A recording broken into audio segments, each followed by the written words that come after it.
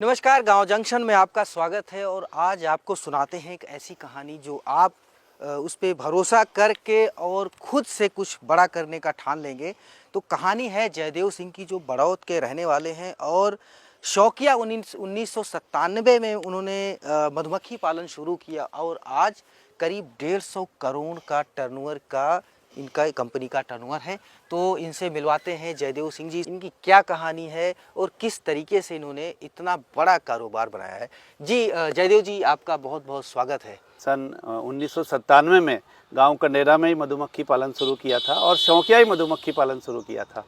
जब शुरुआत करी तो हमने 2 मधुमक्खी के बॉक्स लेके एक शुरुआत करी थी कि भाई हम मधुमक्खी पालन को कर सकते हैं अपनी खेती के साथ साथ। और इसमें 2 फ़ायदे होते हैं कि हमें मधुमक्खी पालन से फ़ायदा शहद मिलेगा और किसान की पैदावार बढ़ेगी। तो यानी कि आप कहें कि इनकम किसान की 2 गुनी से 4 गुनी हम मधुमक्खी पालन के ज़रिए से कर सकते हैं।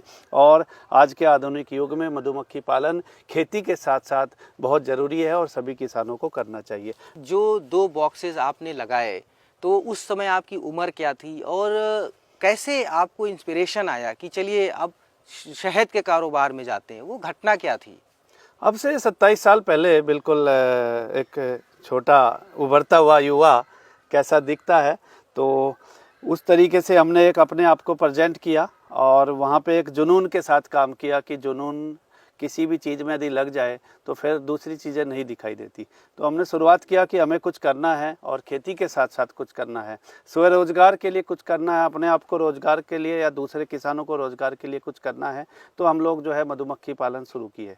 आज हम हमारी एक एकेडमी है, आप देखेंगे तो उस एकेडमी में हम किसानों को, पूरे भारतवर्ष से किसान आते हैं, उसमें हम ट्रेंड करते हैं। जैसे अभी आप देख रहे हैं सरसों का, तो यहाँ सरसों का शहद निकलेगा। ऐसे ही आप देखेंगे जब आप हिमालय में जाएंगे जम्मू में, तो वहाँ पे देखेंगे बहुत तरह की वनस्पतियाँ होती है। जैसे कड़ी पत्ता है, तो विभिन्न प्रकार की जड़ी बूटियाँ होती हैं, तो वहाँ पर शहद निकलता है। कश्मीर में जाएंगे तो अकेशिया हनी निकलता है। आप चित्तौड़गढ़ में जाएंगे तो अजवाइन हनी निकलता है। मध्य प्रदेश में जाएंगे तो जामुन हनी निकलता है। तो ऐसे अलग अलग एरिया में अलग अलग समय पे जो फूल उपलब्ध होता है, उसमें मधुमक्खी पालन अपनी मधुमक्खी की कॉलोनी लेके जाता है और वहाँ पे शहद पैदा करता है। वो अलग अलग तरीके का शहद हम किसानों से कलेक्ट करते हैं और उसको हम एक्सपोर्ट करते हैं और मार्केटिंग करते हैं। सबसे महंगा शहद कौन सा होता है? अकेशिया हनी सबसे महंगा है, जो कश्मीर से आता है और उसका जो पैदावार का टाइम है वो अप्रैल महीने में सिर्फ 15 से 20 दिन होता है। वो उसका रेट क्या होता है? अकेशिया हनी लगभग 1000 रुपये किलो के आसपास होता है। जो आम बाज़ार में जो शहद हैं, वो जैसे आपका यूकेलिप्टस का शहद है, अजवाइन का शहद है, दूसरे शहद हैं, वो लगभग 300 से 400 की रेंज में होते हैं, जबकि अकेशिया का हनी 1000 रुपये किलो से शुरू होता है। तो बहुत डिफरेंस है। और ये आप देख रहे हैं कि ये शहद भर रही है मधुमक्खियाँ यहाँ पे, और सरसों के फूलों से ला के शहद इकट्ठा कर रही हैं। ये शहद जो है ये धीरे धीरे इसको नीचे तक ले जाएंगी और साइडों में भर रही हैं। जितना आप देख रहे हैं जो काम करके आ रही है वो श्रमिक मधुमक्खी है, वर्कर भी है। और जो आप देख रहे हैं ये ड्रोन है, ड्रोन मधुमक्खी है, और ये रानी मधुमक्खी है। ड्रोन मक्खी क्यों कहा जाता है? ड्रोन मतलब नर। अच्छा, हाँ, नर मधुमक्खी, और ये मादा होगी और ये सैनिक हो गए, वर्कर हो गए। मैं इसको घुमाता हूँ, दोनों तरफ से ये इसी तरीके से होता है। और यहाँ आप देख रहे हैं कि ये पूरा शहद भर के इसको बंद कर देती है भविष्य के लिए, कि ताकि इसमें हाँ, शहद होगा। ये शहद है, इसके अंदर देखो वैक्स, ये वैक्स से बंद कर दिया इसने। ये आप शहद है, ये आप जो है शहद खाएं।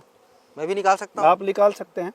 नहीं, आप अब ये तो नहीं काट ले? कुछ नहीं काटेगी, आप आराम से दबा के अपनी तरफ थोड़ा सा खींचो, बस बस बस। आप इसको टेस्ट करो तुरंत।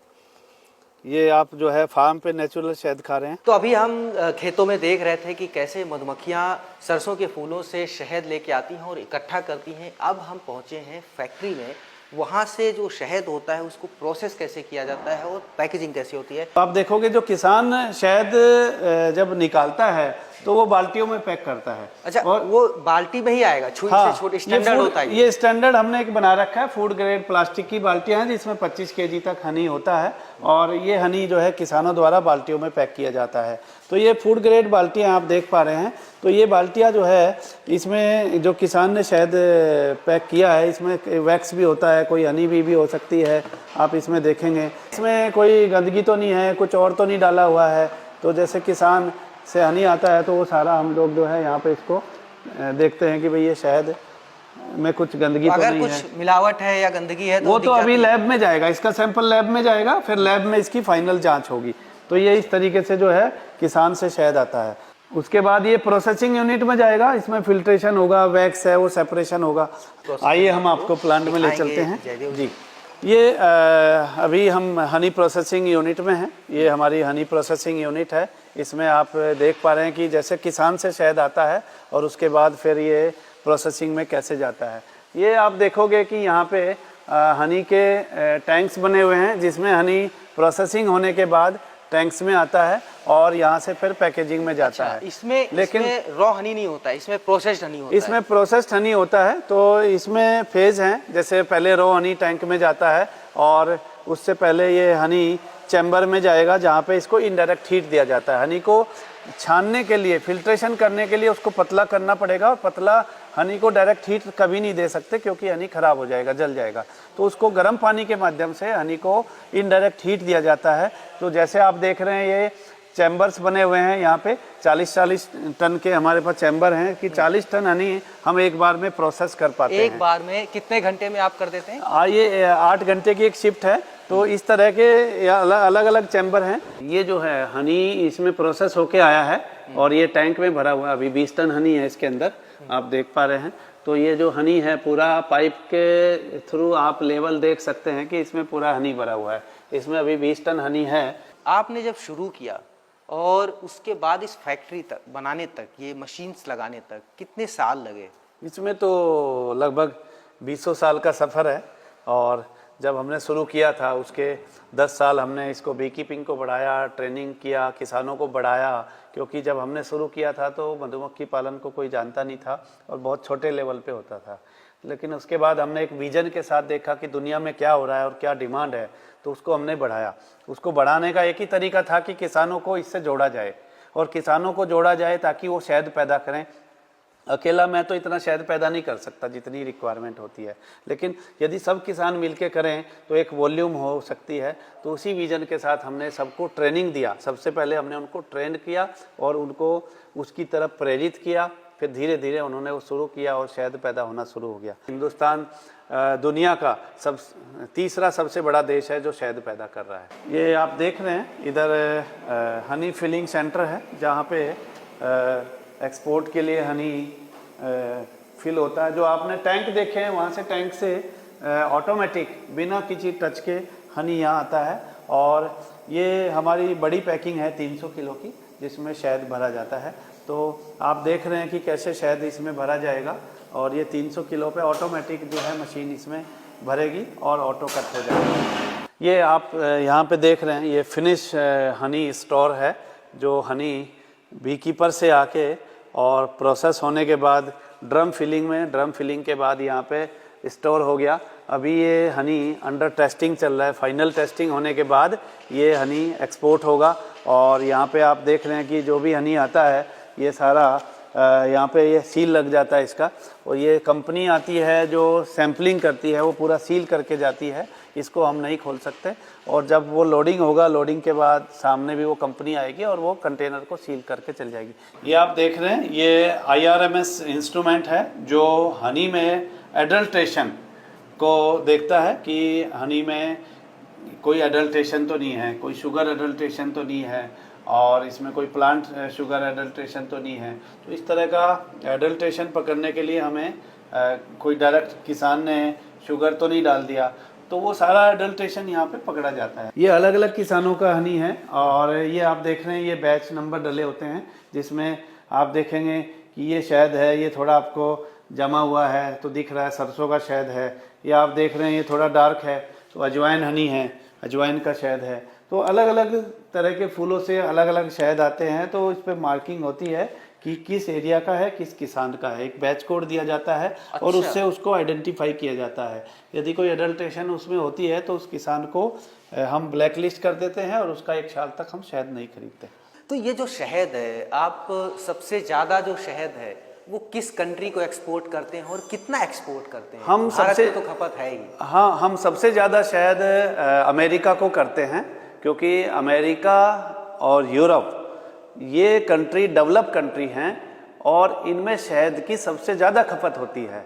कितना प्रोडक्शन होता है आपका पैकेजिंग इंडिया में और वहाँ विदेशों में खपत करने के लिए? लगभग पूरे भारतवर्ष में यदि हम देखें तो 1.25 लाख मैट्रिक टन शहद पैदा होता है, और जिसमें से हम लोग लगभग 10,000 मैट्रिक टन हमारी कंपनी करती है। सबसे ज़्यादा कौन सा शहद आपका बिक्री होता है, जो प्रोडक्शन भी होता है तो 35? वो एरिया वाइज है। जैसे एक्सपोर्ट में हमारा जो हिंदुस्तान का 70% शहद पैदा होता है सरसों के फूलों का, जो विंटर टाइम में होता है। अगर कोई युवा आपसे जुड़ना चाहे, बी कीपिंग सीखना चाहे, कोई नंबर है जो हमारे युवाओं को आप बताना चाहें, आपका कॉल सेंटर नंबर हो या कोई ऐसा नंबर जो उनसे? आजकल तो इंटरनेट का ज़माना है, आप बी कीपिंग ट्रेनिंग डालेंगे तो वो आपको गूगल पे दिखाई देगा। बी कीपिंग ट्रेनिंग डालेंगे तो एम्ब्रोसिया बी कीपिंग ट्रेनिंग हमारा जो है वो दिखता है लोगों को, और एम्ब्रोसिया बी कीपिंग ट्रेनिंग में लोग सर्च करके बी कीपिंग करके यहाँ आते हैं खुद पे खुद, और हमारा प्रत्येक महीने 25 लोगों का बैच चलता है। हम कोशिश करते हैं कि किसान यदि 7 दिन हमारे साथ है तो वो 7 दिन में पूरा बी कीपिंग का ABC सारा सीख के जाए और मास्टर हो जाए, ताकि वो घर जाके अपना मधुमक्खी पालन शुरू कर सके। और शुरू भी करवाते हैं, बाई बैक का भी